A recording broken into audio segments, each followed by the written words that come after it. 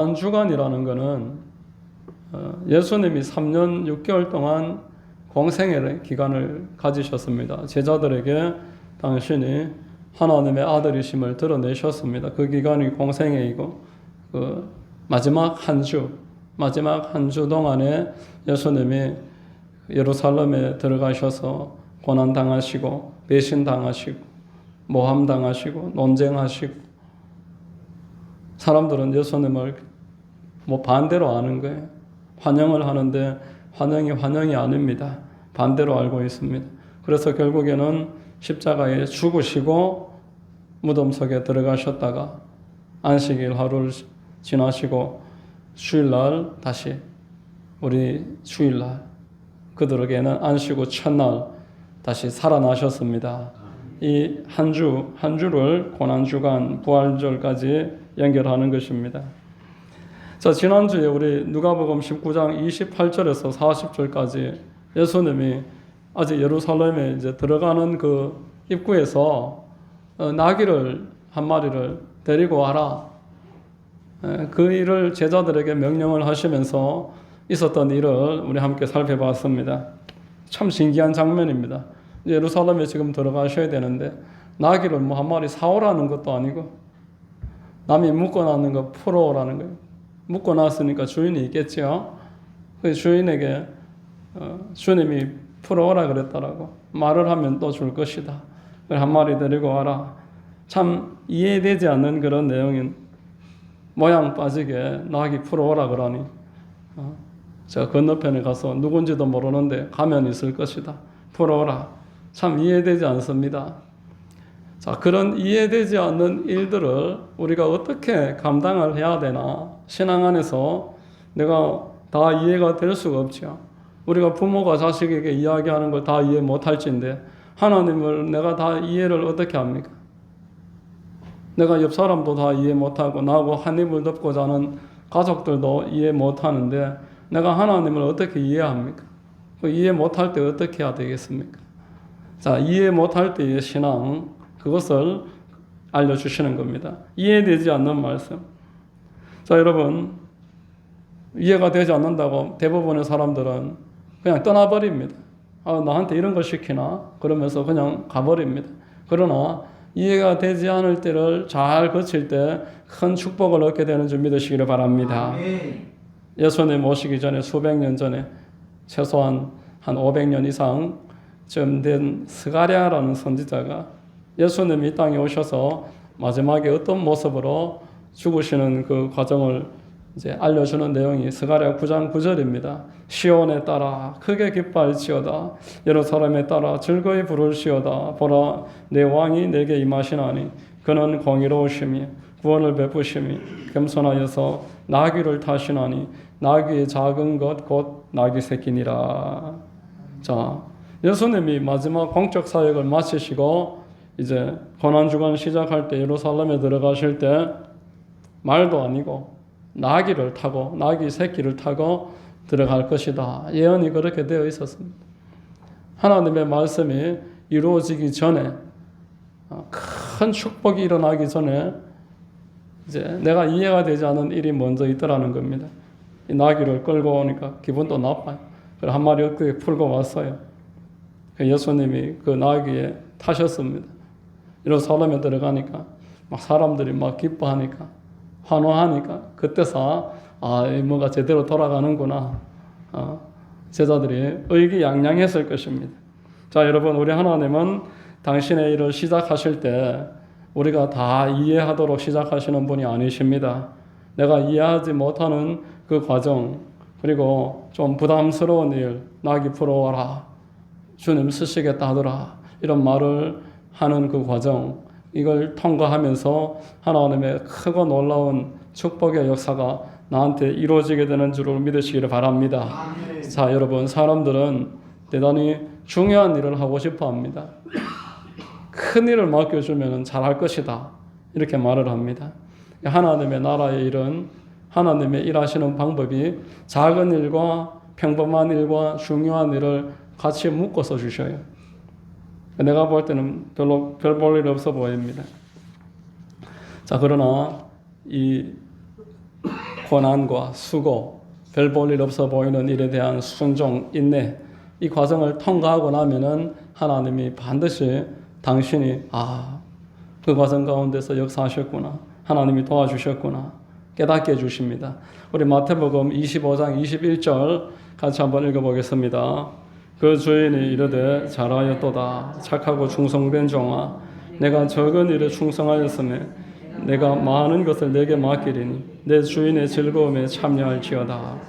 작아 보이는 일에 충성하니까 큰 일을 맡겨주신다. 즐거운 일을 맡겨주신다. 이렇게 이야기하는 것입니다. 어떤 건축 일을 하던 사람이 은퇴할 때가 돼서 나이가 이제 좀 들어서 이제 일을 그만해야 되겠습니다. 사장에게 이야기를 했습니다. 이번 일만 우리 마무리 짓고 그만하겠습니다. 그 주인이 가만히 생각하더니만 집 한 채만 더 지어주세요. 집 한 채만 당신이 그동안 노하우도 있고 잘 짓고 하니까 한 채만 좀 시간은 얼마나 걸려도 됩니다. 잘 좀 지어주세요. 부탁을 했습니다. 야, 이는 괘씸함 섭섭하다. 마지막까지 부려먹는구나. 그만 좀 보내주지. 그렇게 생각을 하기도 했지만 그래도 내가 이제 몫으로서 마지막 길이니까 한번 최선을 다해서 좋은 자재를 쓰고 잘 한번 만들어 봐야 되겠다 마음을 먹고 참 한 뜸 한 뜸 한 칸 한 칸 최선을 다해서 잘 만들었어요. 그래서 평상시보다 재료값도 더 많이 들었습니다. 시간도 많이 걸렸습니다.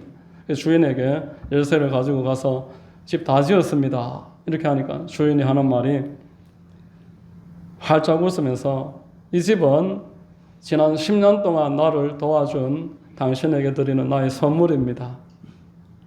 그 열쇠를 가지고 그 집에 들어가서 행복하게 노후를 잘 살기를 바랍니다. 이렇게 이야기했다는 거예요. 여러분, 이해가 안 된다고 대충 막 재료 약한 거, 못 쓰는 거, 싼 거 가지고 와서 빨리 지었더라면은 그 집에 살면서 얼마나 불안했겠습니까?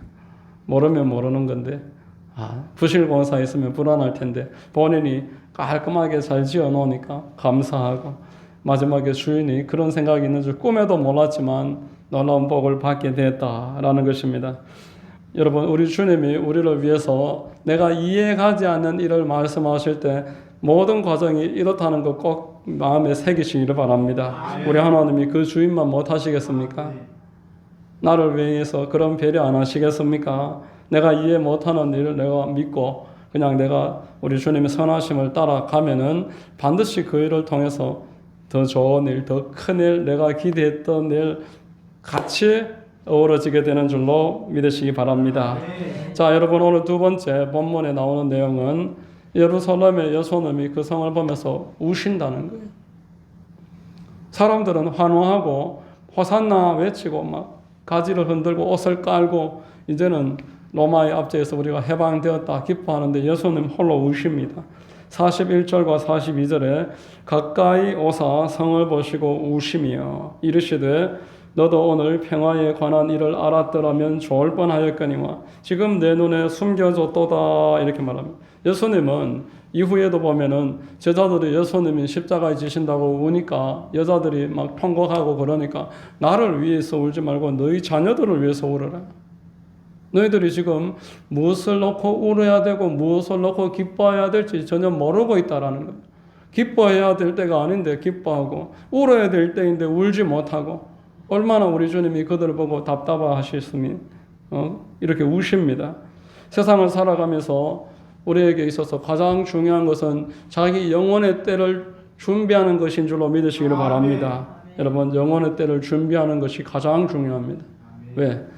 우리의 시간은 그렇게 길지가 않고 우리의 영혼을 빼앗아가려는 마귀가 노리고 있기 때문에 내 영혼을 든든하게 하고 내 자녀의 영혼을 든든하게 하는 것, 그 영혼이 확고한 반석 위에 설 때까지 예수 그리스도 안에서 확고한 안정을 얻을 때까지 쉬지 말아야 한다고 성경은 우리에게 알려주는 것입니다.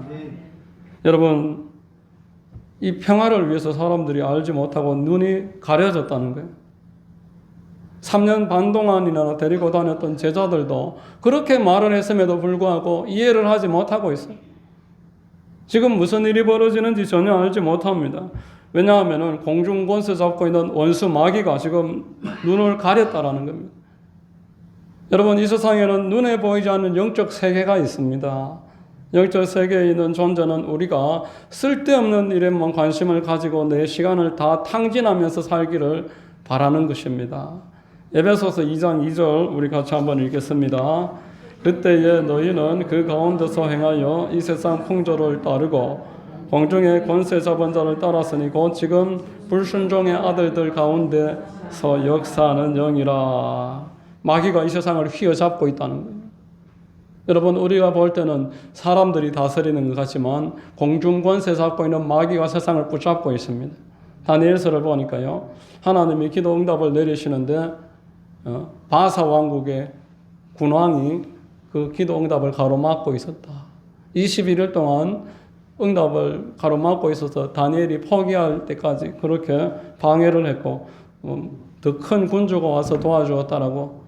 그래서 21일 만에 응답받았다고 말했습니다. 천사를 가로막고 응답을 가로막는 존재가, 그 군주라는 존재가 여러분 그 나라 왕이 아니고 그 나라의 그 배후를 다스리고 있고 실제적으로 사람들의 영혼을 움켜잡고 있는 원수 마귀를 말하는 것입니다. 여러분, 세상에는 원수 마귀가 사람들을 그렇게 붙잡고 있어요. 지금 성탄절이 3주 앞으로 다가왔습니다. 사람들이 얼마나 마귀가 미혹해놨는지 성탄절이 되면은 예수님은 전혀 아무도 관심이 없어요. 전부 여행 가는 날, 선물 주고받는 날, 성탄절 되기 전까지 연인을 만들어야 되는 그런 목표를 가지고 동분서주하는 게 성탄절입니다. 여러분, 석가탄신일은 그렇잖아요. 석가탄신일은 오로지 그 석가모니한테만 집중을 하는데 왜 이 성탄절은 예수님에게 사람들이 관심을 가지지 않는가? 산타크로스한테 관심을 가려요.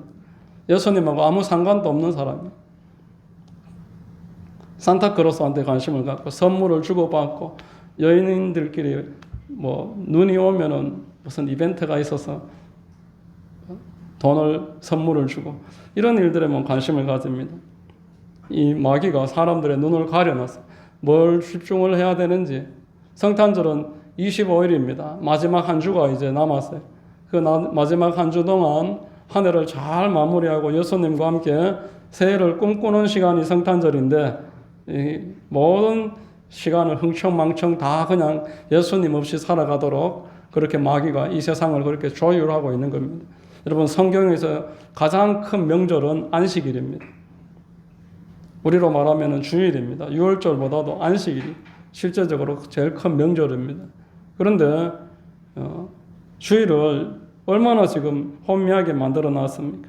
주일날 온갖 일들을 다 겹치게 만들어. 시험도 주일날 치고 어떤 면접도 또 자격증을 따는 일들도 또 주 5일째가 되니까 금요일부터 2박 3일 놀러 가고 주일 되면 장사가 더 잘 되고 주일 되면은 동호회 모임이 있고 또 하만에 와서 제가 처음 제일 힘들었던 게 축제가 주일날 늘 있어요. 우리 교회 교인들 몇 명 안 될 때 3명, 4명 그럴 때 이분들이 축제만 되면은 안 와요. 축제한테 못 이기더라고요. 얼마나 답답한지. 축제가 그렇게 많아서 하만에 보니까 무슨 축제, 뭐 해바라기 꽃 축제, 악양 뚝방길 축제, 뭐 저기 운동장에 축제들을 계속 하잖아요. 그 결혼식이라고 또 안 오고. 자, 여러분, 공중 권세 잡고 있는 원수 마귀가 하나님의 귀하고 복된 날 창조를 기념을 하고 하나님의 창조하심 앞에서 겸허하게 예배를 드리면서 하나님 앞에 기도하는 날을 그렇게 복잡하게 만들어 놓는 겁니다. 장사하는 날, 돈 버는 날, 노는 날, 사람 만나는 날, 무슨 중요한 일을 다 주일날 모아놔서 그날 놀고 흥청망청 지내게 이 마귀들이 그렇게 하는 겁니다. 고린도후서 4장 4절 우리 한번 읽어보겠습니다. 그 중에 이 세상의 신이 믿지 아니하는 자들의 마음을 혼미하게 하여 그리스도의 영광의 복음의 광채가 비치지 못하게 하매니 그리스도는 하나님의 형상이니라 이렇게 말합니다. 예수 그리스도께 집중을 하면은 예수 그리스도께 초점을 맞추면은 그 마음에 하나님의 영광을 아는 빛이 비춰주는 줄로 믿으시길 바랍니다. 예수 그리스도께 하나님의 영광을 아는 빛이 있어요. 요한복음의 1장의 4절 5절에 보면 그 속에 빛이 있었나니 요한복음 1장 4절에 그 안에 생명이 있었나니 그 생명은 사람들의 빛이라 빛이 어둠의 빛이 돼 어둠이 깨닫지 못하더라. 예수님이 이 땅에 하나님을 알게 하는 빛이다 말씀합니다. 그래서 예수님을 알면 하나님을 아는 것입니다. 여러분 예수님을 모르면은 하나님을 모르는 거예요. 내가 하나님을 알고자 한다면은 예수님께 초점을 맞춰야 되는 것입니다. 그 마귀는 이 예수님께 초점 맞추지 못하도록 우리 렌즈를 계속 이렇게 혼탁하게 만든다는 거예요. 예수님을 알지 못하니까 오늘 결과적으로 망할 수밖에 없다. 예수님이 우시는 이유가 사람들이 마귀한테 현혹되어서 예수님을 모르고 울어야 될 때인지 웃어야 될 때인지 모르고 막 기뻐하고 그렇게 있으니까 우셨어요. 그리고 이렇게 말씀합니다. 너희들이 예수를 모르고 때를 모르고 마귀한테 미혹되어 있으니까 이렇게 될 것이다. 멸망한다는 거예요. 오늘 본문의 19장 43절로 44절에 날이 이를지라 내 원수들이 토둔을 쌓고 너를 둘러 사면으로 가두고 또 너와 및 그 가운데 있는 내 자식들을 땅에 메어 치며 돌 하나도 도리에 남기지 아니하리니 이는 내가 보살핌 받는 나를 알지 못함을 인함이니라. 지금 하나님이 보살피고 계시다는 거예요. 예수님이 보살피고 계시기 때문에 지금 너희들이 안 망하고 있고 살아있는 것이다. 성경에 보면은 예수님이 때가 아직 이르지 않으니까 아무도 예수님을 잡아가지 못했어요. 또 예수님이 그 제자들을 잡아가지 못하도록 군인들에게 분명하게 당부를 합니다. 예수님이 허락하지 않으면은 새 한 마리 땅에 떨어지지 않은 줄로 믿으시기를 바랍니다. 하나님이 지키시는 거예요. 베드로도 마귀가 밀가부르듯이 흔들어가지고 망하게 하려고 했는데 기도하면서 지켰다 말씀했습니다. 로마서 8장에도 지금 하나님께서 보좌 우편에 예수님이 우리를 위해서 기도하고 계신다. 이렇게 말씀을 했던 것입니다. 자, 여러분, 성경의 역사가 그것을 분명하게 말해줍니다. 주변에 아무리 강대국이 이스라엘을 둘러싸고 있어도 하나님이 허락하시지 않으면은 아무도 이스라엘과 예루살렘을 함락시킬 수가 없었습니다. 애굽 왕 바로가 가장 강대국이었던 그 당시에도 이스라엘을 어떻게 할 수가 없었습니다. 이후로 아수르도, 바벨론도, 페르시아나 그리스도 최고의 강대국들이라서 이스라엘 주변에서 늘 공격을 했지만 그들은 망할지라도 이스라엘은 어떻게 할 수가 없었던 것입니다. 지금 여러분 보세요. 그런 나라들은 다 없어졌어도 아수르니 바사니 그리스가 지금 어디에 힘이나 씁니까? 그런 나라들이 있어도 오직 이스라엘이 지금 세계의 최강대국입니다. 여러분들이 그런 것까지 우리가 지금 이야기 안 하지만 미국을 좌지우지하는 슈퍼파워, 그러한 이스라엘이 지금도 건재하다는 거예요. 하나님이 역사하실 때 하나님이 허락하시는 나라, 하나님이 허락하시는 민족이 살아남는 줄로 믿으시기를 바랍니다. 지키신다는 거예요. 지금 보살피고 계시다.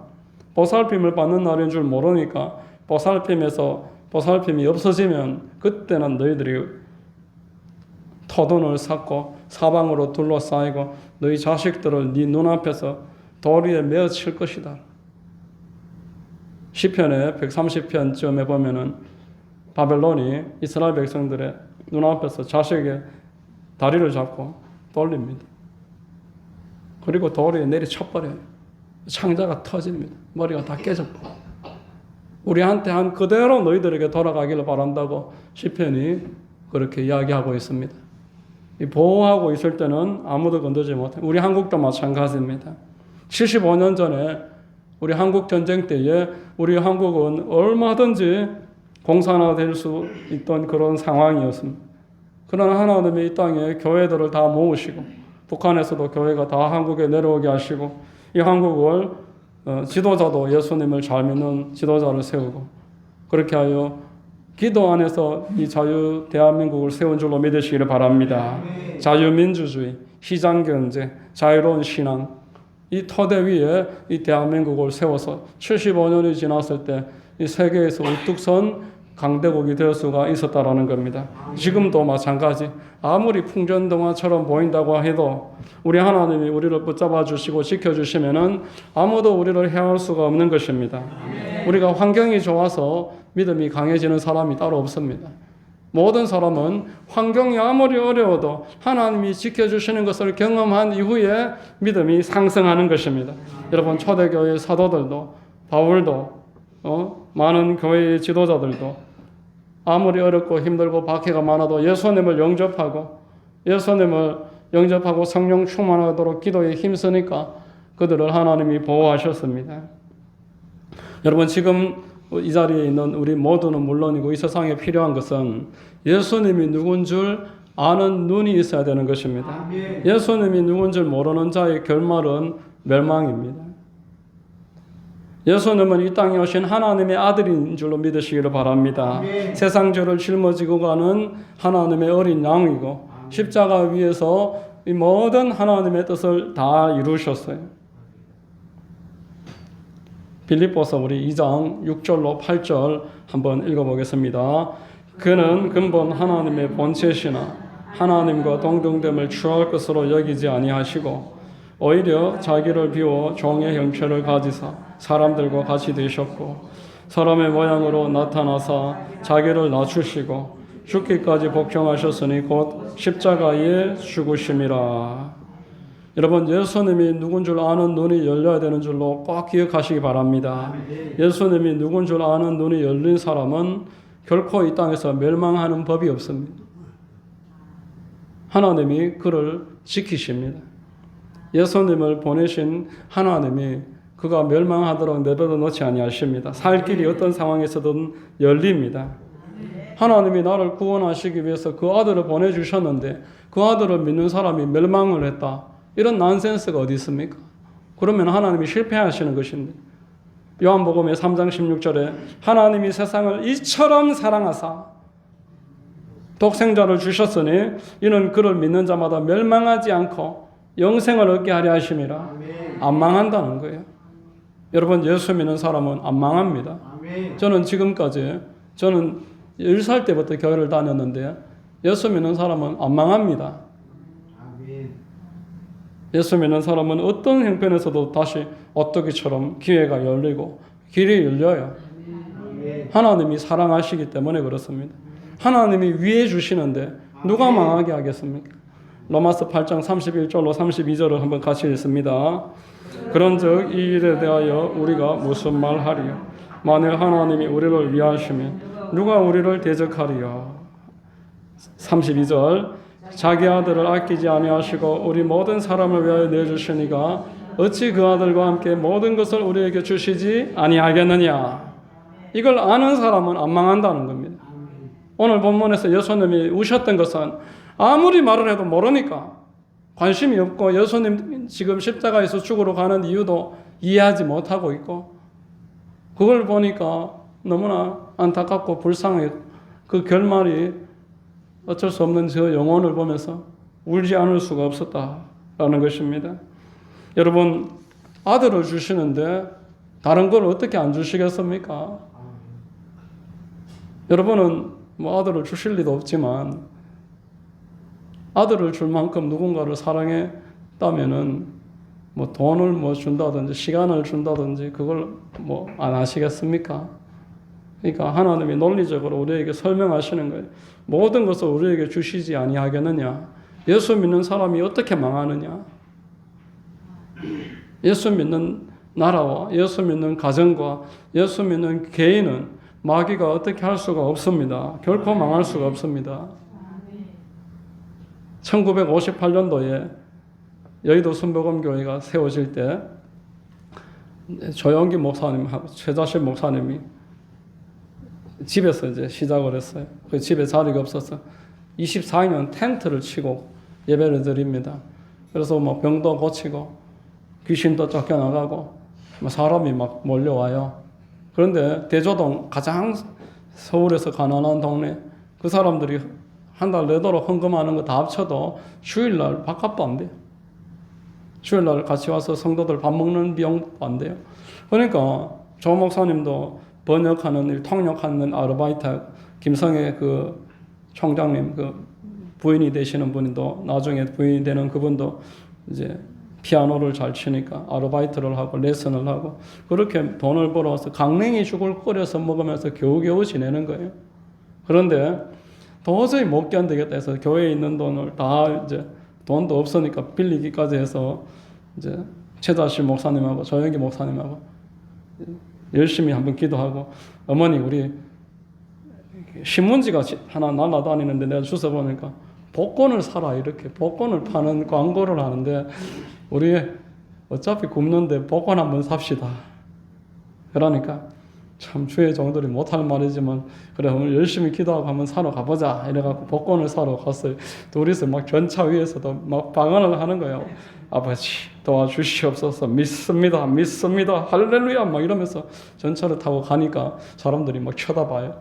저 어쩌라나 그러는데 이제 복권을 사는데 가서 손을 넣고 뽑아야 되는데 손을 넣고도 막 계속 믿습니다 믿습니다 그러는 옆에서 뭐 하느냐 빨리 뽑으시라 그래갖고 한 개 뽑았는데 꽝이 그래 이제 최자실 목사님이 꽝이길래 조영기 목사님이 에이 그 성령 충만하지 못하니까 꽝이지 그러면서 내가 한번 내 차례는 또 다르다면서 나도 넣었는데 나도 꽝 둘 다 꽝이라서 의기소침해가지고 전철을 타고 이제 집으로 가면서 나 안 한다 그랬는데 그 어머니가 계속 하자 그래갖고 나중에 장모가 되고 영적인 어머니입니다. 기도의 어머니입니다. 아직은 결혼 안 했지만 그래가 이제 섭섭한 마음으로 가면서 하나님 나 이제 못 하겠습니다. 밥도 아무리 해도 밥도 못 먹고 배가 고파서 힘도 하나도 없고 너무 힘들어서 못 하겠습니다. 그러니까 하나님이 감동을 주셔요. 종아 저 앞에 극장이 보이냐? 예, 동양극장 보입니다. 너에게 저보다 더 큰 예배당을 주리라. 너를 은빛 날개에 태워서 세계를 다니면서 복음 전하게 하리라. 성령이 감동을 하는. 밥도 못 먹는데 무슨 은빛 날개를 태워가지고 세계를 다니게 한다. 그래도 성령께서 감동 주시니까 믿음이 생기고 기쁨이니까 아멘 하면서 어머니 내가 이런 감동을 받았는데 성령이 감동해 주셨는데 어머니도 빨리 아멘 하시오. 그렇게 하면서 이분들이 그 소망을 붙잡고 이제는 이제 엉뚱한 거 쳐다보지 말고 이제 기도합시다 우리. 기도합시다. 그래 이제 저녁 딱 식사 마치면은 강냉이 죽 먹고 나면은 딱 교회에서 7시부터 모여서 12시까지 기도하는 거예요. 그리고 새벽에 1시쯤 자고 새벽 예배 마치고 계속 기도하고 오전 내도록 기도하는 거예요. 그렇게 기도하면서 하나님이 계속 성령의 감동을 주셔요. 어떻게 하면은 바람의 법칙을 깨달아가지고 없는 것을 있는 것처럼 만들 수 있고 하나님이 그 성도들을 위해서 중보 기도하게 하시고 하니까 성도들이 막 알코올 중독자들 일도 안 하고 막 집에만 있고 이러던 사람들 고쳐가지고 일하러 다니고 축복을 받고 이제 막 성도들이 일어서니까 성도들이 일어서는 만큼 교회도 같이 일어서기 시작하고 그렇게 해서 교회가 잘 설 수 있었다 이렇게 이야기하는 것을 제가 읽어봤습니다. 자 여러분 오늘날도 우리 하나님은 우리를 사랑하시고 지키시는 분이신 줄로 믿으시기를 바랍니다. 우리 주님을 믿는 사람은 어떤 사람이냐? 기도하는 사람. 우리 하나님이 나를 도와주신다고 약속했기 때문에 그 약속을 믿음으로 말미암아서 예수님이 기도하신 것처럼 나도 기도하는 사람입니다. 우리 예수님 얼마나 기도하셨습니까? 예수님은 여러분 사람 만나는 일에는 시간을 조금 잠깐 이렇게 아까워하면서도 하나님 앞에 밤새워 기도하는 일에는 시간을 아끼지 않았습니다. 요즘 사람들은 그와 반대로 하는 거예요. 기도하는 시간은 잠깐이고 사람 만나는 일에는 시간을 많이 씁니다. 여러분 오늘 본문에 말씀하고 있습니다. 이 원수들이 원수들이 내 주변을 둘러싸버리고 포돈을 쌓고 내 자식을 내 눈앞에서 돌로 바닥에 내리칠 것이다. 그런 영적으로 암울한 시대에 지금 이 영적인 현상이 그렇습니다. 어떻게든 하나님의 백성들을 망하게 하려고 하나님의 자녀들이 기도 못하고 낙심하고 좌절하고 결국 자포자기하고 무기력하게 만들어가지고 아무 일도 하지 못하도록 마귀들이 그런 역사를 한다는 거예요. 요한복음의 10장 10절에 도둑이 오는 것은 도둑질하고 죽이고 멸망케 하려는 것뿐이요, 이렇게 말씀했어요. 마귀가 이런 역사를 한다는 거예요. 기도하지 못하게 만듭니다. 여러분, 기도에 힘을 쏟는 사람이 예수를 따르는 사람입니다. 기도에 힘을 쏟지 못하는 사람은 지금 마귀한테 미혹된 거예요. 마귀가 그래서 영혼을 미혹시키는 거예요.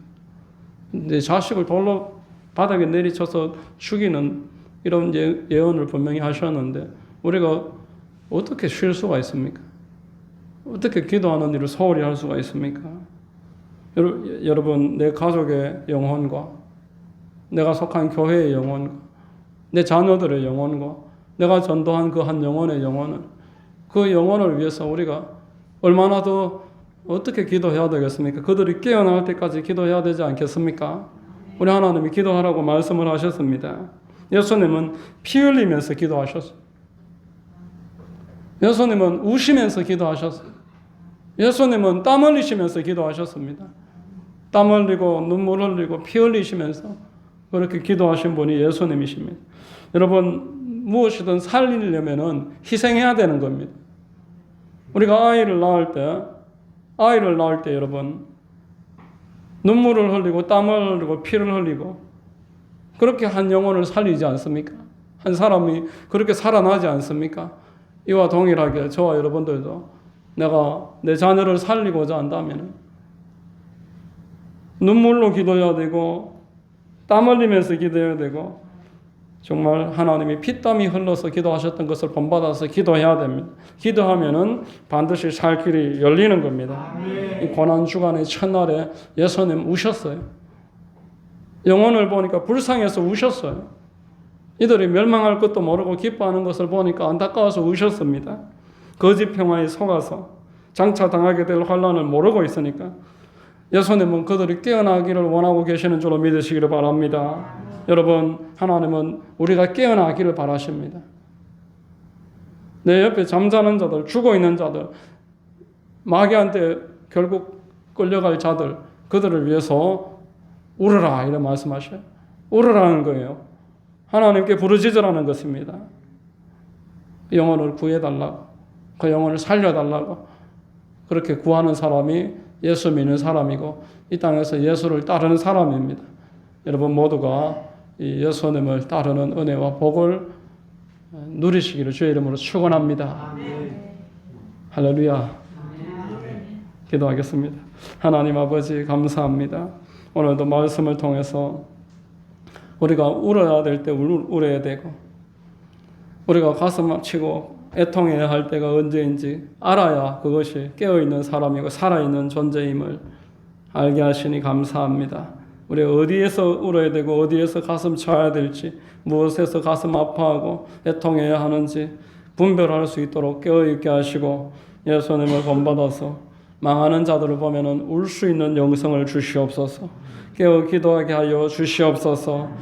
도둑질하고 죽이고 망하게 하려는 마귀의 세력을 분별하고 이 시대가 아무리 환난과 하나님의 그 나라를 무관심하게 여기고 오직 쾌락을 쫓고 안일함을 쫓고 육신의 것만 쫓아가는 이때에도 우리가 더욱더 말씀 붙잡고 기도로서 하루하루 승리할 수 있도록 주여 도와주시옵소서. 아멘. 주님만 영광 받아주시고 인도하여 주시옵소서. 아멘. 예수님 이름으로 기도드립니다. 아멘. 아멘.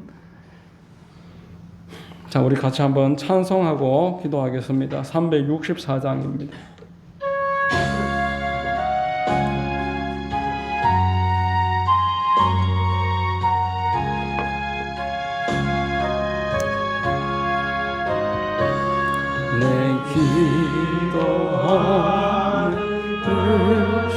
받을 때가 가장 즐겁다.